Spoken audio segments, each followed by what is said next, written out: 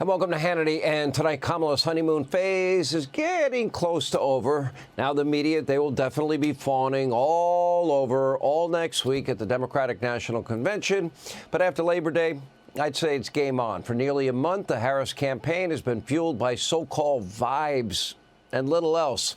Now, there have been no interviews, no press conferences, no town halls, no gaggles, and absolutely no policy positions.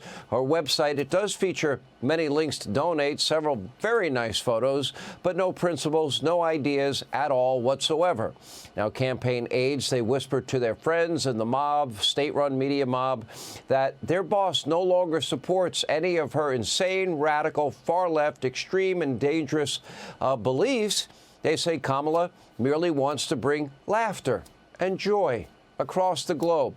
Tell that to President Xi and the mullahs in Iran and Vladimir Putin. They even are writing glowing speeches about freedom, really. And that Kamala gleefully, reads all of this from a teleprompter. Not too well, but she's reading. Ours is a fight for the future of the middle class, and it is a fight for freedom. Some of us are old enough to remember when it was Republicans who were talking about freedom. A promise of freedom. When Vice President and I talk about freedom, we mean the freedom to make your own health care decisions. Do we believe in freedom? Do we believe in opportunity? Do we believe in the promise of America? All words, price controls, that's not exactly free market capitalism and freedom. And like everything else from Kamala's campaign, her joyful words about freedom and her platitudes, etc., they're fake, they're phony, it's a complete fraud, and it's being perpetrated on all of you. Now, today, Kamala unveiled her first major policy proposal. Well done. Strict government, no freedom. Price controls, also known, call it whatever name you like, socialism, communism, depending on the definition. Take a look. As president, I will go after the bad actors.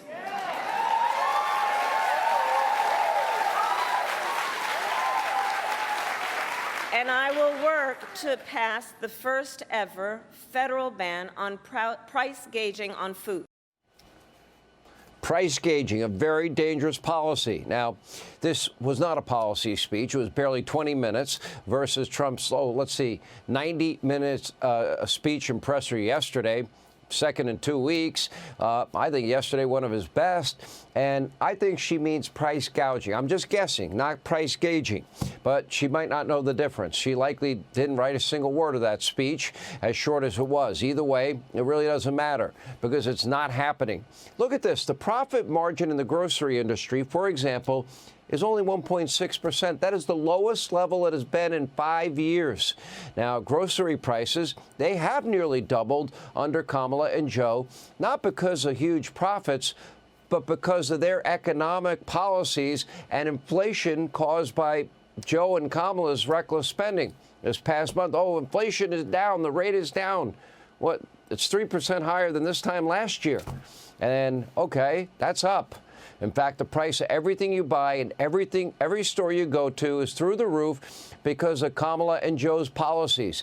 Let's take a look, shall we? Gas up 40%, eggs, I eat a lot of eggs, up 40%, bread up 25%, housing, airfare 21%, used cars 18%, new cars 17%. Daycare, preschool up 16%, and the list goes on and on and on. You're paying about $11,000, $12,000 more a year than you were paying when Donald Trump was president. Now, Kamala's poised to make life so much worse for every American. It is hard to describe how insane this proposal really is. So instead, let's take a look at the countries that previously imposed these, price controls on price gauging. Now, they include the old Soviet Union, Cuba, North Korea, more recently Venezuela, where locals were pictured eating out of dumpsters because of dire food shortages caused by, price gauging and price controls. Kamala's plan is so bad that even the Washington Post is worried. Take a look at the Washington Post, of all places. When your opponent calls you a communist, maybe don't propose price controls. It's hard to exaggerate how bad Kamala's price gauging proposal really is. One Obama economist even trashed the plan, telling the New York Times, quote, "This is not sensible policy." And I think the biggest hope is it ends up being a lot of rhetoric and no reality. Others are calling it, quote, lunatic behavior. Even fake news. CNN is deeply worried about Kamala's price controls and price gauging issues. Take a look. We've seen this kind of thing tried in lots of other countries before: Venezuela, Argentina, the Soviet Union, et cetera. It leads to shortages. It leads to black markets, plenty of uncertainty. And beyond that, the specific way this bill is written might actually increase prices. It's really hard for me to imagine any form of legislation that preserves the spirit of what she's proposing that would not be, at best do nothing, at worst cause a lot of harm. Well, hell might have frozen over because fake news, CNN, and Donald Trump are actually on the same page. Take a look. Kamala Harris is a radical California liberal who broke the economy, broke the border, and broke the world, frankly. Harris has just declared that tackling inflation will be a day one priority for her. It's going to be day one. But day one, really, for Kamala was 3.5 years ago. Where has she been? Now Kamala is reportedly proposing communist price controls. She wants price controls. And if they worked, I'd go along with it, too. But they don't work. They actually have the exact opposite impact and effect. But it leads to food shortages, rationing, hunger, dramatically more inflation. She's running on the Maduro plan. We call it the Maduro plan, like something straight out of Venezuela or the Soviet Union. This announcement is an admission that her economic policies have totally failed and caused really a catastrophe for our country, and beyond that, a catastrophe in the world. All right, Kamala basically has two options. She could admit that she is a devout socialist, leftist, statist communist, or she can run away from this policy and hide behind campaign ads who try to memory hole Kamala's price controls, just like they did pretty much every other insane proposal. A reminder.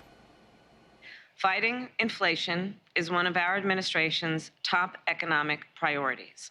Was it wrong to consider inflation transitory? I mean, these price spikes seem like they're going to be with us for a while. We have to address the fact that we got to deal with the fact that folks are paying for gas, paying for groceries, and need solutions to it. So let's talk about that. If they fail to act as President of the United States, I am prepared to get rid of the filibuster to pass a Green New Deal. We've got to increase the corporate tax rate. We also have to increase taxes for the top 1%. And that part of that is going to be about repealing that tax bill that they just passed. And also looking at estate taxes are going to have to go up. That is called Bidenomics. That is called Bidenomics, and we are very proud of Bidenomics. And as today's jobs numbers make clear, Bidenomics is working. Price of everything's gone up. Bidenomics, we're proud of Bidenomics. Huh? All right, suddenly after the Democratic nominee, Harris no longer stands for any of these positions. At least that's what her aides are saying to us, because Kamala refuses to answer any question about what she really believes. She still has not done a press conference or an interview, doesn't do gaggles. This is the most dishonest, deceptive campaign in our country's history. It's like Con Artist Kamala, the biggest bait and switch operation and fraud ever perpetrated on all of you, hardworking, tax-paying Americans. And right on cue, today's speech was full of lots of lies about Donald Trump. Take a look.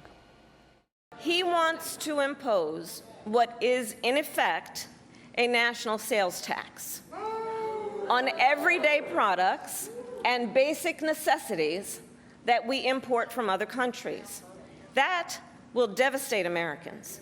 A Trump tax on gas, a Trump tax on food, a Trump tax on clothing, a Trump tax on over-the-counter medication. He tried to cut Medicare every year he was president, threatening a program that tens of millions of seniors count on. And according to his Project 2025 agenda, he intends to undo our work to bring down prescription drugs, the cost of prescription drugs, and insulin costs. Gas, food, clothing, medicine, none of it is true. Just the opposite. She's lying. Trump has nothing to do with Project 2025, as she keeps claiming. Clearly, he has said over and over, knows nothing about it, doesn't agree with it. He has never proposed a gas tax or raising any taxes. And by the way, when he did leave office, gas prices were a little over $2 a gallon. Gas on the national average never hit $3 a gallon. High gas prices, Harris and Biden, the cost of democracy, Kamala said. Trump actually lowered the cost of insulin before leaving office in 2020. Biden and Harris repealed that measure. Kamala Harris is just flat out lying, and apparently also a copycat.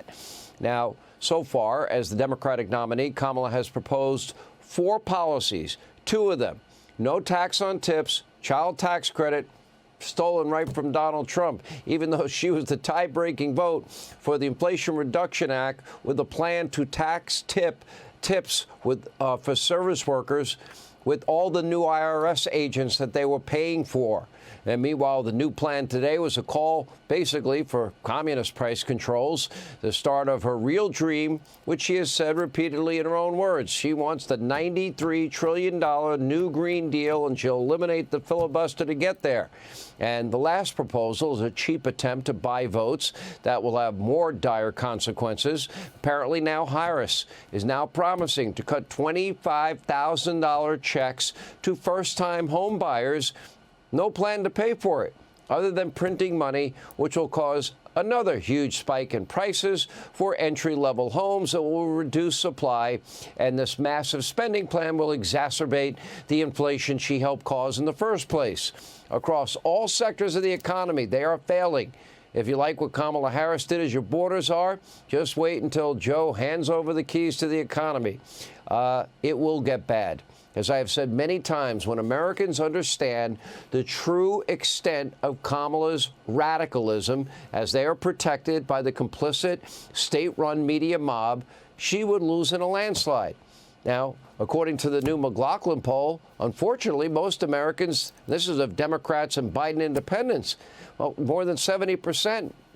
They are completely unaware of her positions on abolishing ICE, eliminating private health care insurance, Medicare for all, and universal health care, her co-sponsoring the $93 trillion new Green Deal, defunding, dismantling, and no bail law insanity. Apparently, Kamala is counting on voters, especially young people, that she says are stupid, to see the truth. Take a look.